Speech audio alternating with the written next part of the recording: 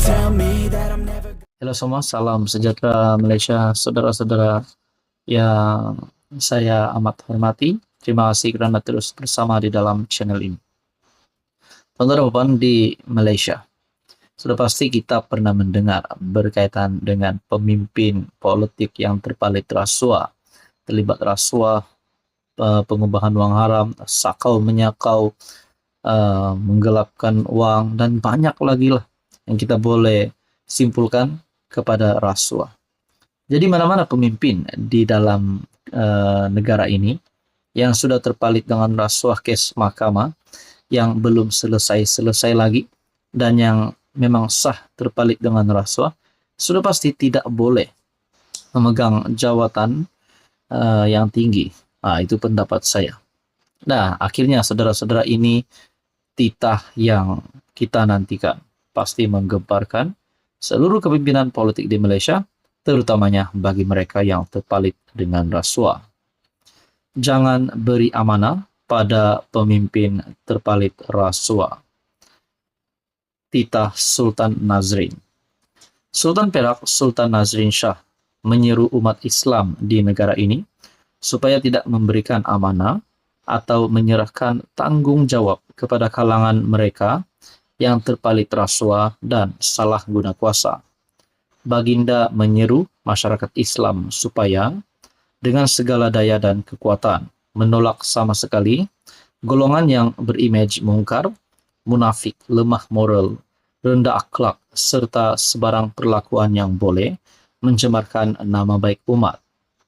Sultan Nazrin bertitah, kejayaan meningkatkan syiar Islam sangat bergantung kepada kejayaan umatnya, dan untuk itu setiap orang Islam bertanggung jawab mewarnakan Islam dengan gemerlapan dan mengisinya dengan kandungan yang meyakinkan.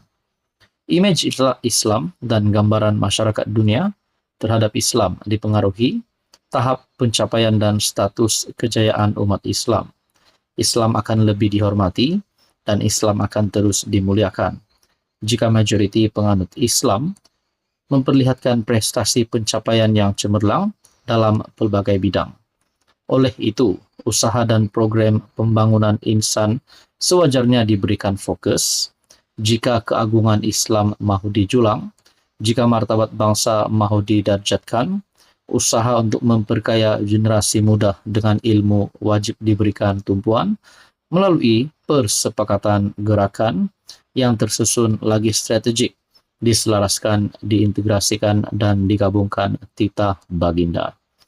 Sultan Nazrin bertitah demikian ketika merasmikan mesyuarat Majlis Kebangsaan bagi Hal Ehwal Islam Malaysia MKI ke-72 di Kuala Lumpur, yang turut dihadiri Perdana Menteri Datuk Seri Anwar Ibrahim. Artikel daripada Malaysia Kini bertarikh 23 Ogos. Saya amat setuju dengan kenyataan jangan beri amanah pada pemimpin terpalit rasuah. Adakah dengan ini kerajaan perlu memecat mana-mana kepimpinan politik di dalam kerajaan dan maupun di bahagian blok pembangkang yang memegang jawatan tinggi perlu dipecat, perlu digugurkan? Saudara-saudara, apa komen Anda? Halo semua, salam sejahtera Malaysia. Selamat datang ke channel Fels Lifestyle. Tuan-tuan dan puan yang amat dihormati.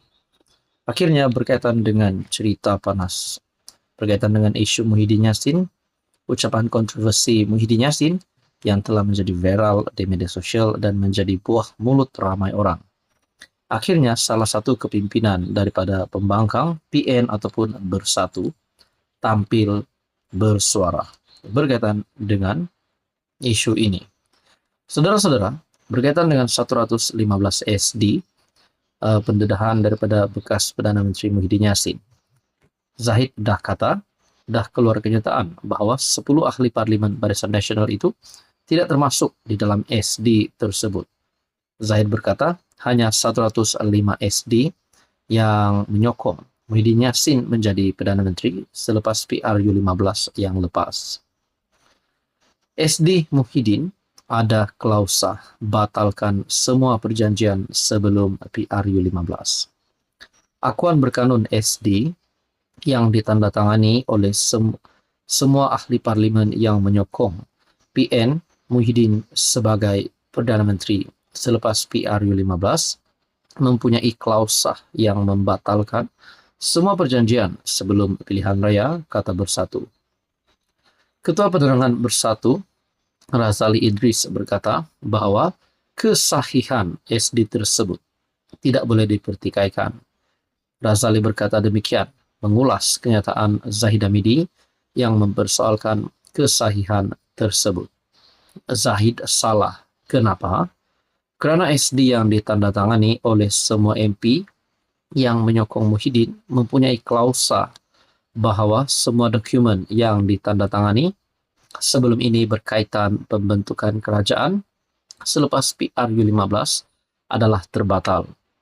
Ini bermakna semua 115 SD yang PN serahkan kepada Istana Negara pada jam 1.28 petang 21 November 2022 adalah sah menurut Razali Idris.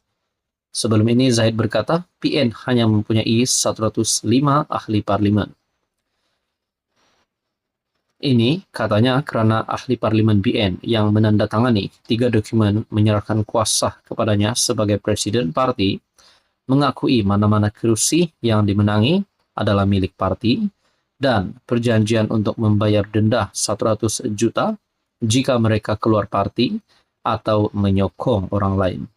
Malah menurut Razali, dia yakin pengerusi Pakatan Harapan, PH Anwar Ibrahim, pada ketika itu tidak menikmati sokongan majoriti untuk mempertikaikan SD Muhyiddin.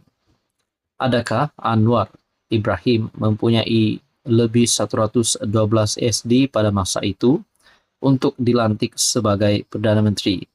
Saya pikir tidak. Kenapa? Karena kalau Anwar telah mempunyai lebih 112 SD sebelum jam 2 petang pada 21 November 2022, yaitu tempoh masa yang ditetapkan oleh Istana Negara untuk penyerahan SD, dia tentunya berlari ke Istana Negara untuk mengangkat sumpah, katanya. Razali Idris membidas pihak yang mengkritik presiden partinya dengan mencabar Muhyiddin supaya mendedahkan nama-nama ahli parlimen yang menyokong dirinya menjadi Perdana Menteri selepas pilihan raya umum lalu. Sambil menasihatkan mereka supaya menutup mulut, Razali berkata, ahli parlimen BN tersebut telah diugut dan mereka perlu memberi keterangan di mahkamah jika Muhyiddin didakwa atas pertuduhan menghina yang di Pertuan Agong sebelum ini berhubung pelantikan Perdana Menteri selepas PRU 15. Muhyiddin dikatakan menyentuh kewibawaan Al-Sultan Abdullah ketika baginda menjadi yang di Pertuan Agong ke-16 ketika ceramah umum PRK Dun Nenggiri di Felda Perasu pada 15 Ogos. Namun menurut Presiden Bersatu, dia tidak dipanggil oleh yang di Pertuan Agong ketika itu untuk mengangkat sumpah. Untuk membantu siasatan polis terhadap ucapannya, dia menyerahkan 115 SD yang menyokong dirinya sebagai PM selepas PRU ke-15 pada November 2022. Akhirnya Muhyiddin telah memberikan SD tersebut kepada pihak polis. Persoalannya adalah, adakah selepas ini Muhyiddin Yassin boleh menjadi Perdana Menteri lagi? Dan Anwar Ibrahim akan ditumbangkan. Semua ini menjadi persoalan. Namun persoalan yang paling utama bagi saya adalah dedahkan siapa 115 SD itu, barulah rakyat puas hati. Apa komen Anda?